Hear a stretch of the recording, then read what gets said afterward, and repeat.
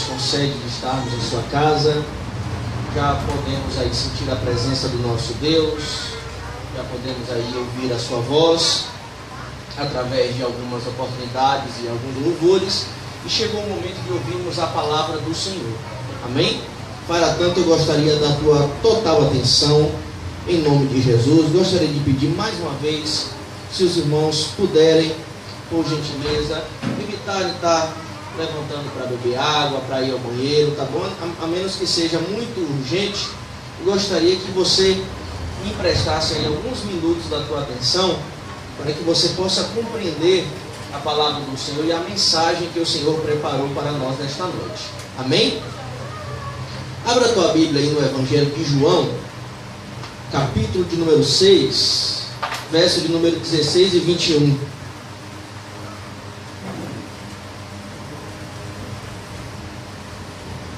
Capítulo de número 6 do Evangelho de João, verso de número 16 ao 21.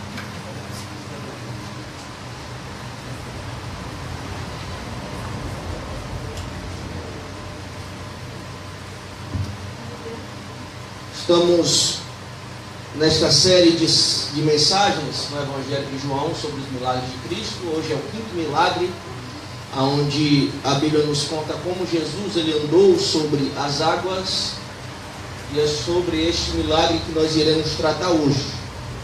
Quantos acharam? Digam amém. Amém.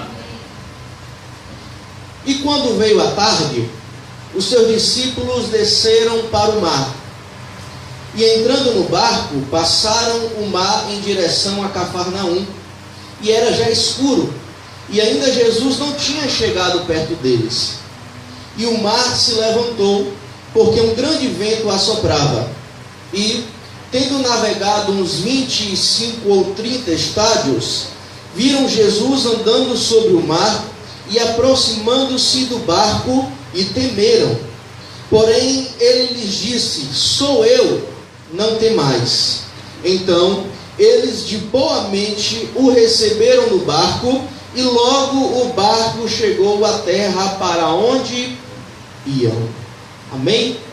Se assente com a tua Bíblia aberta, para que você possa acompanhar a exposição das Escrituras junto comigo nesta noite. Amém? Vamos antes orar ao Senhor, pedir a sua iluminação em nome de Jesus. Pai eterno, estamos diante da tua palavra nesta noite, que será exposta mais uma vez a partir deste momento. Deus, que o teu Espírito possa falar à tua igreja de uma forma especial e edificante. Deus, que a tua graça possa me capacitar a ministrar a tua palavra, e que a mesma graça capacite a tua igreja a compreender e a pôr em prática, Deus, a tua vontade. Deus, que está exposta através da tua palavra, é o que nós te pedimos no nome de Jesus. Amém e glória a Deus. Irmãos, no último domingo nós tratamos aqui sobre o milagre da multiplicação dos peixes e dos pães, aonde Jesus, com apenas 5 pães e 2 peixes, ele alimenta uma multidão que só de homens tinha 5.000, fora mulheres e crianças. Algo sobrenatural, algo espetacular no ministério de Jesus. Logo após esta história, este texto e este milagre que nós tratamos aqui, logo no verso de número 16, onde nós acabamos de ler, a Bíblia diz que os discípulos de Jesus desceram, foram até o barco para atravessar novamente o mar da Galileia. Vale relembrar os irmãos que aqui se tratava de um lago, conforme nós falamos semana passada, que era conhecido como Mar da Galileia. Eles atravessaram este lago, desceram para o barco para atravessar novamente em direção a Cafarnaum, que ficava na outra margem do lugar onde eles estavam, que era em Betsaida. Eles estavam aos arredores do deserto, aos arredores de Betsaida, e eles iriam atravessar o Mar da Galileia em direção a Cafarnaum. Tanto Mateus como Marcos, eles também escrevem sobre este milagre. Mateus capítulo 14, do 23 ao 36, Marcos capítulo 6, do verso 45 ao 56, vai também nos contar essa história e vai também nos trazer alguns detalhes que eu vou estar usando para poder consubstanciar esta mensagem, para trazer mais detalhes para esta história e este milagre de Cristo. Amém? E lá nos outros evangelhos, a Bíblia vai dizer que Jesus teve que ordenar os seus discípulos, obrigar os seus discípulos a entrarem no barco sozinhos e atravessarem o mar da Galileia. E Jesus, a Bíblia diz que ele permanece no mesmo lugar para fazer duas coisas. Primeiro, despedir a multidão, aquela multidão que se alimentou dos pães. E depois que ele despediu a multidão, ele subiu a um monte para poder orar a sós. E os discípulos entraram no barco. Por isso que ele teve que insistir, porque os discípulos não queriam ir sem Jesus. Mas Jesus insistiu e obrigou, e eles tiveram que entrar no barco e atravessar sozinhos. E Jesus permaneceu no monte para orar. Este barco aqui, irmãos, usado pelos discípulos, era um barco comumente usado para pesca, tá? É muito parecido com a canoa que nós conhecemos hoje. Era naquele estilo. No finalzinho do século XX, um achado arqueológico muito importante achou uma embarcação da época de Cristo, a embarcação que os pescadores usavam, e está lá, se você quiser colocar na internet depois, tem lá as fotos. Era um formato de canoa, era feito de madeira de cedro, e era esta embarcação que os pescadores usavam para praticar sua profissão, sua pesca. Então, possivelmente foi este tipo de barco que os discípulos estavam usando naquela situação. Amém? E eles foram em direção ao outro lado, em Cafarnaum. E os outros evangelhos vão dizer que eles atracaram também em Genezaré, que fica próximo de Cafarnaum. Isso está no verso de número 16 e 17. Só que a Bíblia diz, irmãos, no verso de número 18, que eles estando no lago, estavam atravessando aquele lago. Um forte vento assoprou sobre o barco e sobre as águas. Os outros evangelhos vão dizer que as ondas açoitavam o barco, de modo que o barco quase vinha a pique. E os discípulos, apesar de grande parte deles eram pescadores, eram profissionais, estavam acostumados a tempestades, e aquela região era muito comum haver tempestades. Só que isso não impedia e não isentava do perigo real que era aquela tempestade, que poderia fazer o barco virar e poderia fazer aqueles discípulos serem mortos. E a Bíblia diz, irmãos, e aqui é algo muito interessante, que no verso de número 18, a Bíblia diz que se levantou este vento e assoprou sobre as águas. E no verso de número 19, a Bíblia diz que eles navegaram na minha versão está de 20 a 25, de 25 a 30 estádios, que dá mais ou menos de 4 a 6 quilômetros. Ou seja, da margem que eles saíram, da borda do lago que eles saíram, até o lugar que eles conseguiram navegar, foi mais ou menos de 4 a 6 quilômetros. Só que a Bíblia não diz que eles navegaram de 4 a 6 quilômetros e depois veio o forte vento. A Bíblia diz no verso 18 que o vento assoprou, e aí no verso 19 diz: e tendo navegado, aí dá a distância. Depois que eles navegaram isso tudo, a Bíblia diz que Jesus veio ao encontro deles andando sobre as águas. O que é isso que é importante para Deus? Irmãos, apesar do vento que estava soprando, e os outros evangelhos dizem que o vento era contrário, as ondas açoitavam sobre o barco. Eles continuaram remando e conseguiram remar ainda alguns quilômetros. Eles não viram o vento, eles não sentiram o vento e o mar braviu e pararam de remar, e desistiram de remar e desistiram de suas vidas. Eles continuaram remando, eles continuaram perseverando para poder chegar a outra margem. Eles usaram aquilo que eles sabiam, a experiência de pescador, para poder conseguir chegar a outra margem, enfrentar e vencer aquela tempestade. E o que é que a gente aprende aqui com esses discípulos, irmãos?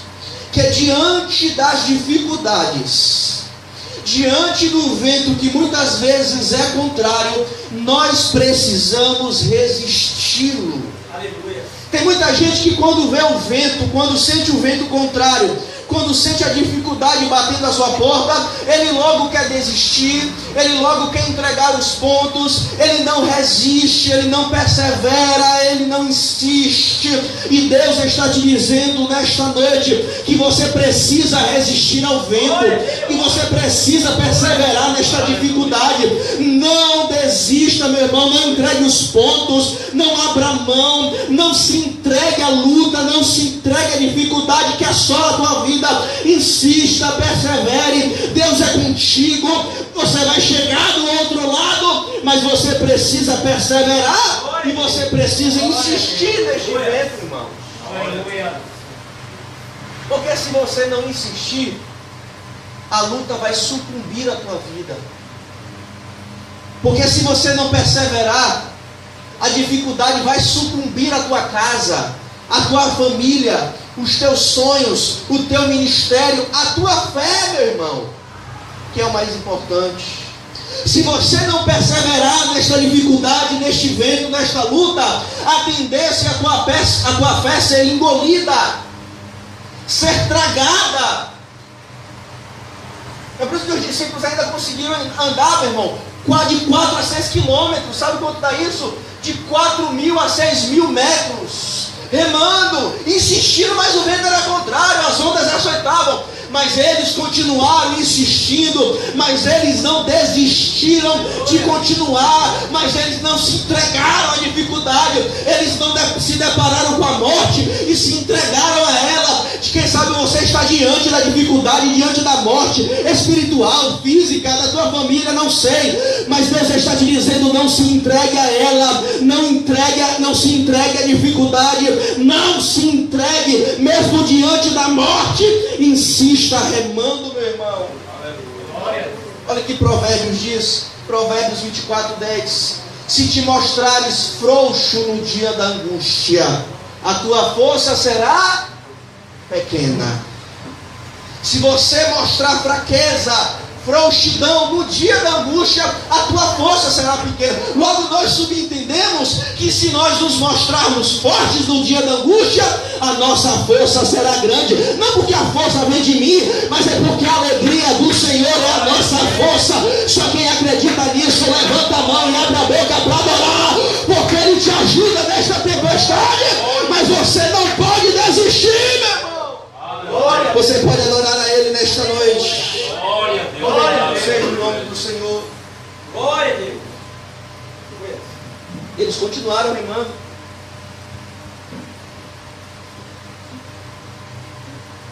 Ainda no verso 19, que os outros evangelhos vão dizer que Jesus avista do monte onde ele estava orando, ele avista o barco no meio do lago e estava vendo que eles estavam em aflição. Jesus vai até eles.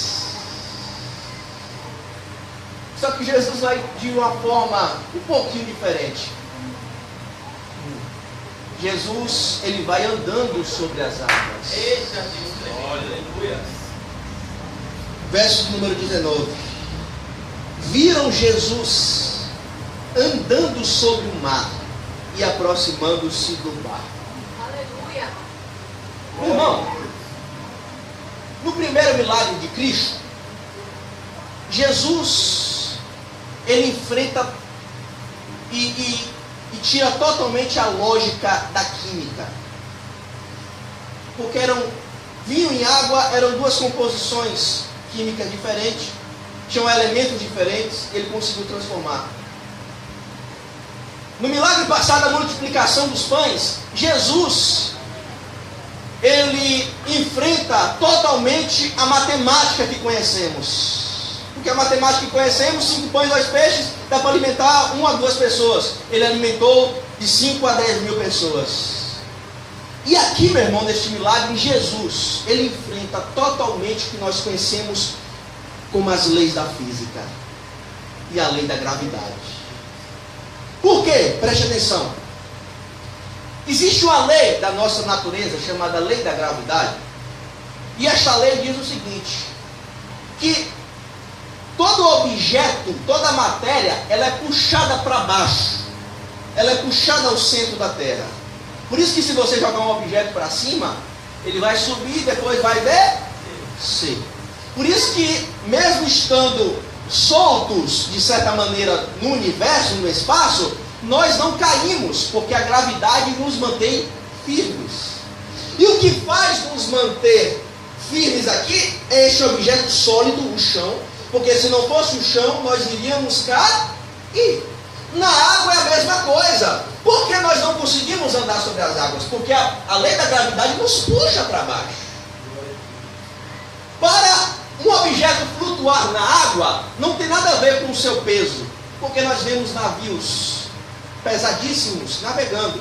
Tem a ver com a distribuição da sua matéria. Dependendo do modo que você distribui a matéria na água, ele consegue flutuar. Ali, Jesus ele estava de pé. Deitado não seria milagre, porque muita gente consegue boiar na água. Por causa da distribuição, da forma que distribui a sua matéria deitado, você consegue flutuar. Em pé, meu irmão, não consegue. É impossível. A lei da gravidade puxa para baixo. Mergulha, ele afoga. Você está entendendo o que Jesus fez? Glória a Deus. Jesus, ele lança por terra toda a lei da gravidade que a gente entende. Por que, presbítero, ele faz isso? Porque foi ele quem criou as leis da natureza. Portanto, ele domina as leis da natureza. Glória a Deus. Jesus, ele faz com que um objeto líquido se transformasse em sólido debaixo dos seus pés. E ele consegue andar sobre as águas. Ele consegue vir caminhando sobre as águas. Meu irmão, não dá para explicar isso aqui. Meu irmão, não adianta você chamar um cientista, um físico para explicar isso aqui. Tem até uns camaradas que tentam explicar, porque na região existiam blocos de gelo que Jesus flutuou sobre eles. Meu irmão, de 5 a 6 quilômetros Jesus flutuou sobre um bloco de gelo. Pelo amor de Deus. Sabe por que ele conseguiu fazer isso aqui? Porque ele é Deus, porque ele domina a natureza, porque ele domina as leis da natureza. Ele é o Todo-Poderoso, por isso que ele vem andando sobre as águas, por isso que ele transforma a água em vinho, por isso que ele multiplica as coisas, porque ele é Deus. Você acredita nisso? Levanta a mão para adorar a ele. Adora este Deus que é poderoso, meu irmão. Glória a Deus. Ele é poderoso, meu irmão. Ele domina as leis da natureza. Todas as coisas estão subjugadas pelo seu poder. Não há nada impossível para o nosso Deus, irmãos. Não há nada impossível para ele. E a Bíblia diz, no verso 19 ainda, que os discípulos temeram, ficaram assustados. Os outros evangelhos vão dizer que os discípulos acharam que era um fantasma, um espírito, uma aparição. Por 2 motivos. Primeiro, eles não achavam que era Jesus, porque eles deixaram um barco para Jesus. Verso de número 22 aí.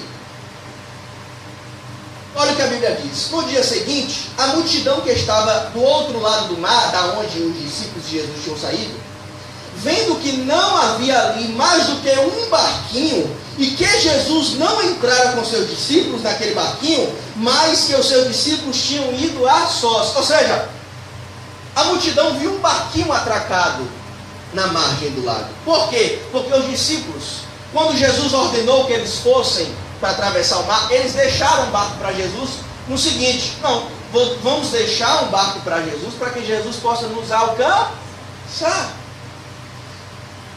Fora isso, quando eles veem alguém andando sobre as águas, eles não, isso é impossível. Por mais que eles tenham visto coisas extraordinárias de Cristo, eles não acreditavam e acharam que era um fantasma. E começaram a gritar de pavor, de medo. Agora, irmãos, sabe o que é interessante? Que esses discípulos, eles deixaram um barco para Jesus, para que Jesus pudesse alcançar a eles. Para que Jesus fosse até eles. E aqui a gente aprende algo interessante. Irmãos, nós não precisamos mostrar a Jesus como ele deve chegar até nós.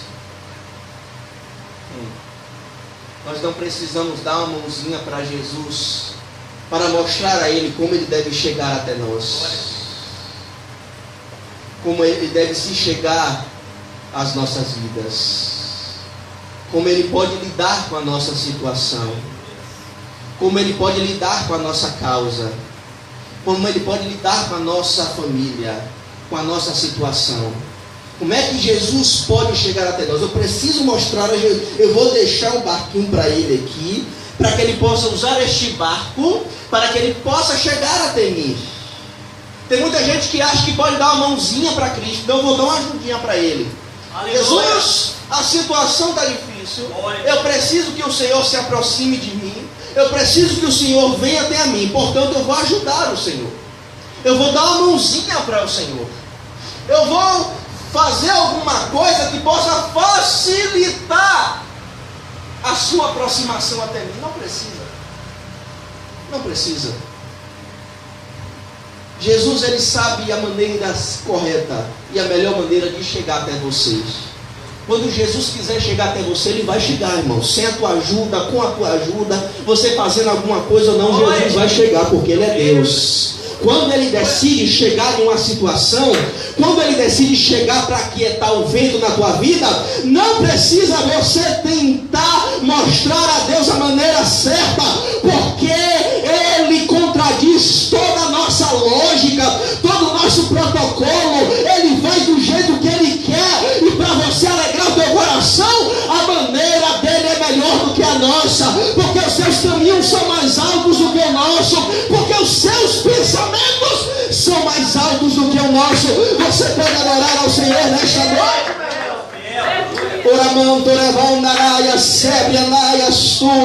Então descansa o teu coração nesta noite, porque quando Jesus decidir chegar na tua vida, ele vai chegar, e vento nenhum impede, tendo barco ou não, ele vai chegar, porque ele é Deus. Porque ele é Deus, meu irmão. Glória a Deus.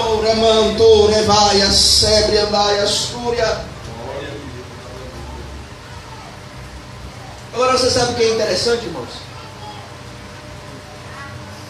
Que a Bíblia diz que viram Jesus andando sobre as águas.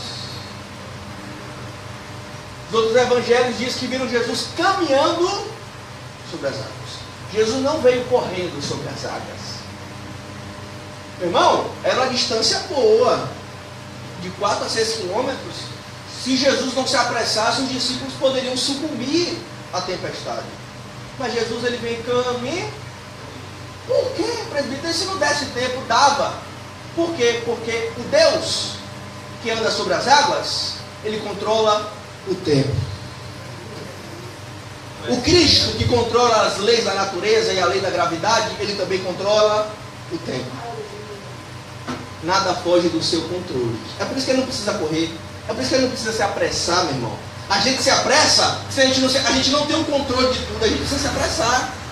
A gente precisa correr, porque a gente não tem o controle de tudo. Jesus não precisa, porque todas as coisas estão sob o seu controle. Todas as coisas estão debaixo do seu controle.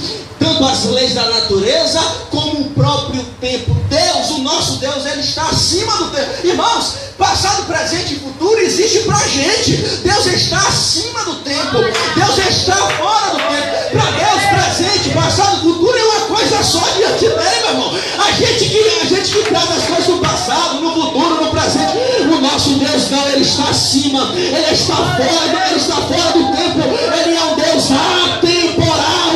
É por isso que ele não precisa se afobar, se apressar, correr. É por isso que ele vem caminhando sobre as águas. É por isso que ele vem caminhando sobre as águas. Porque todas as coisas estão debaixo do seu poderio. Você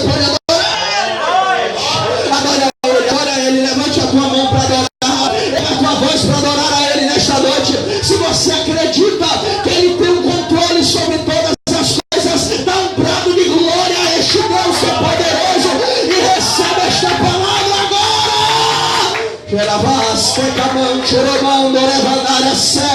Adore Ele nesta noite.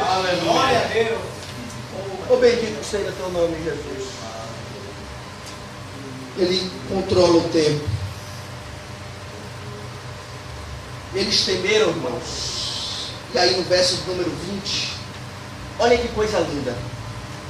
Eles ficaram assustados, viram um ser andando sobre as águas, acharam que era um espírito, uma aparição. Ficaram assustados. E no verso número 20, Jesus diz para eles: sou eu. Irmãos, sabe o que é interessante em Jesus? Que ele não apresenta os seus atributos para acalmar os seus discípulos. Como assim? Ele não chega, os discípulos com medo, tanto do vento como do mar, e com mais medo ainda dele por achar que é um fantasma. Ele não chega e fala: calma, eu sou o princípio e o fim. Calma, eu sou o alfa e o ômega. Calma, eu sou o todo-poderoso. Eu sou o Cristo, Filho de Deus, o Messias. Não, ele diz: sou eu. Ele não precisa apresentar os seus atributos para acalmar o nosso coração. Ele só precisa dizer: sou eu. Glória a Deus. Portanto, quando você estiver no meio da tempestade e o medo tomar conta do seu coração, Deus não precisa chegar para você e dizer: eu sou todo poderoso, eu controlo todas as coisas, eu tenho poder, eu sou onisciente, onipresente, onipotente. Ele não precisa dizer, ele só precisa dizer: sou eu. E o nosso coração se acalma. Meu irmão, ninguém dá para fazer isso aqui não. Se eu estiver preocupado, eu preciso de uma pessoa para pintar a minha casa. Gleidson pode chegar para mim e falar: fique tranquilo, porque eu sou pintor. Se eu ficar preocupado com a parte elétrica lá de casa, sei lá, dar um curto-circuito, esse dia deu. O presbítero dele chega para mim: fique calmo, porque eu sou eletricista. Porque tanto o Gleison como o David, eles precisam especificar as suas qualidades, a sua profissão e os seus atributos. Jesus não precisa. Êxodo capítulo 3. Deus aparece a Moisés numa sarça ardente e fala com ele: Moisés, eu vou usar você para libertar o meu povo. Moisés fica assustado: Senhor, mas quando me perguntarem quem foi que me enviou, eu vou falar o quê? Qual é o teu nome para eu apresentar a eles? Aí Deus fala o seguinte para ele: diga para eles que o eu sou me enviou. Não precisa dizer o Deus de Israel, não precisa dizer é o Yahvé, não precisa dizer é Jeová, só diga para ele que eu sou. Deus não precisa apresentar os seus atributos, porque a gente apresenta, porque tem coisas que a gente faz e tem coisas que a gente não faz. Ele não precisa, porque todas as coisas ele faz. Ele é o que é, por isso que ele diz: eu sou, meu irmão. Eu sou, não precisa apresentar, não precisa. Jesus não precisa dizer se você tem fome, eu sou o pão. Jesus não precisa dizer se você tem sede, eu sou a água. Ele só diz: eu sou, e o nosso coração se acalma diante da sua doce voz. Você pode adorar ao Senhor nesta noite, meu irmão? Ele só diz isso, meu irmão: sou eu. Quem é que pode dizer isto a não ser Cristo, o Filho de Deus? Sou eu. Ele não precisa argumentar com os discípulos para acalmar a eles. Ele só precisou de duas palavras: sou eu. Este é o nosso Deus, irmãos. Ele é o que é. O nosso Deus é. Não existem palavras que a gente possa usar para descrever o nosso Deus. A gente até tenta usar algumas coisas como forma didática, mas nenhuma palavra que a gente possa falar, dizer, é capaz de definir plenamente o nosso Deus, porque Ele é o que é. Por isso que Ele diz: no meio desta tempestade que você está passando, no meio deste vento, deste medo que toma conta da tua alma, Ele só te diz uma coisa: sou eu. Não tem mais, porque sou eu. Amém, irmãos? E no verso de número 21, a Bíblia diz que depois que eles ouvem a voz de Cristo dizendo: sou eu, eles receberam a Jesus no barco. Boamente. Eles se acalmaram, viram e entenderam que era Cristo, receberam Jesus dentro do barco, verso número 21, e logo o barco chegou à terra para onde iam. E aqui eu encerro. Irmãos, eles saíram sem Jesus, mas só chegaram à outra margem porque Jesus estava no barco. Porque diz os outros evangelhos que depois que Jesus subiu no barco, ele acalmou o vento e acalmou o mar. Portanto, nós entendemos que se Jesus não fosse ao encontro dos discípulos, eles não teriam chegado a outra margem. Mas porque Jesus estava no barco, a Bíblia diz, e logo chegaram a outra margem. E logo chegaram em terra. Irmãos, quem ordenou que os discípulos fossem até o outro lado foi Jesus. Mas eles só chegaram porque Jesus estava no barco. Nós só podemos chegar aonde Jesus nos ordenou irmos se Jesus estiver no nosso barco. Se Ele não tiver, irmãos, nós nunca chegaremos. Se Jesus não estiver no nosso barco, nós nunca conseguiremos cumprir aquilo que Ele nos mandou fazer. Sabe por que nós conseguimos nos santificar? Não é porque eu sou melhor, não é porque eu sou justo, não é porque eu sou bom, é porque a graça dele está sobre a minha vida. É por isso que eu consigo vencer o pecado. É por isso que eu consigo resistir o pecado. Tem muita gente que acha que consegue resistir o pecado por causa da sua força. Está muito enganado, irmãos. A gente consegue vencer por causa da graça. Sabe por que eu me converti? Sabe por que eu me entreguei a Cristo? Sabe por que eu cheguei do outro lado da minha vida e nasci de novo? Porque a graça dele me alcançou, porque a graça dele me capacitou. E se não fosse a graça dele, eu nunca conseguiria me render aos seus pés. Se não for Jesus em meu barco, eu não consigo resistir ao pecado, não consigo resistir ao mundo, não consigo resistir ao diabo, eu não consigo resistir a nada. O meu barco sucumbe, o meu barco afunda, mas quando Jesus está no meu barco, eu consigo chegar do outro lado, eu consigo vencer, eu consigo triunfar, eu consigo resistir ao diabo, eu consigo resistir ao pecado. Você pode adorar se você acredita nisso. Você pode adorar a Ele nesta noite. É porque Ele está no nosso barco, irmão. Glória a Deus. Êxodo 33. Deus disse para Moisés: vai e leva este povo que você tirou da terra do Egito. Deus está virado com o povo pelo pecado, idolatria do povo. Aí Deus disse para Moisés: leva este povo. E é o seguinte, eu vou mandar um anjo que vá diante de vocês para guiar vocês. Mas eu não vou não. Porque se eu for, eu vou consumir esse povo que é rebelde. Aí no verso número 15 do capítulo 33, Moisés disse: Senhor, se a tua presença não for conosco, não nos faça subir daqui. O que Moisés estava dizendo para o Senhor? Deus, se o Senhor não for conosco, deixa a gente morrer neste deserto mesmo. Porque sem a tua presença nós não queremos sair daqui. Porque sem a tua presença a gente não consegue chegar lá. Porque sem a tua presença a gente não vai conseguir chegar na terra que o Senhor nos prometeu. Por isso que eu preciso da tua presença. E ele disse mais: Senhor, ao teu povo não é conhecido por andar com o Senhor, por andar com Deus de Israel, com Yahvé, com Jeová. O teu povo é conhecido por toda a terra pelo Senhor, a reverência ao Senhor. Se o Senhor não for conosco, nós perdemos a nossa reverência.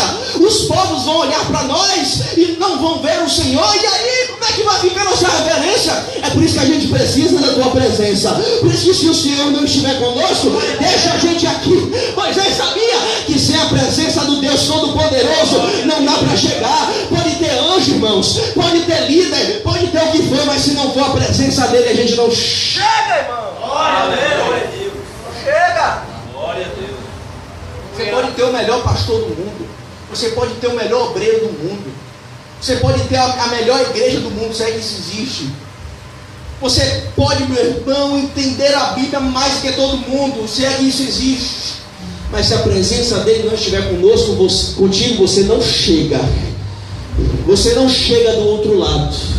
O que nos faz chegar do outro lado, O que vai nos fazer chegar ao céu que nos foi prometido é porque Ele está no nosso barco, é porque Ele está nas nossas vidas. Sem a presença de Jesus, a nossa tendência e o nosso fim é ser tragado pelo mar, pelas águas e pelo vento.